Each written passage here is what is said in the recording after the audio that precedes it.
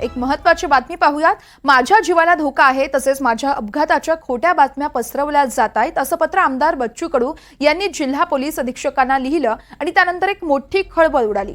या संदर्भात जिल्हा ग्रामीण अप्पर पोलीस अधीक्षक पंकज कुमावत यांनी प्रतिक्रिया दिली आहे। स्थानिक गुन्हे शाखेच्या माध्यमातून या प्रकरणाचा तपास सुरू आहे, तर बच्चू कडू यांना पोलीस सुरक्षा देखील असल्याचं कळतंय।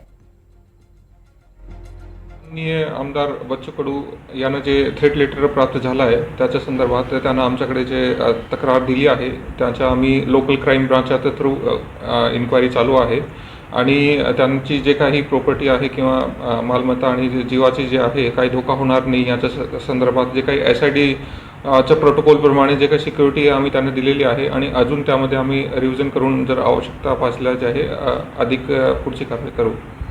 यामध्ये जे आहे पोलिसांनी गंभीर दखल घेतलेली आहे। इन्क्वायरी याच्यातर्फे LCB तर्फे आम्ही करीत आहोत आणि लवकरात लवकर जे आरोपी आहेत त्यांना निष्पन्न करून त्याच्यावर योग्य तर कारवाई करणार आहोत। यामध्ये जे आहे ते सर्व एंगल्सवरून जे आहे ते आम्ही तपास करणार आहोत। यामध्ये जे टेक्निकल असिस्टन्स आहे, सायबर आमची टीम आहे, त्याच्या मार्फत पण आम्ही सर्व असिस्टन्स घेणार आहोत।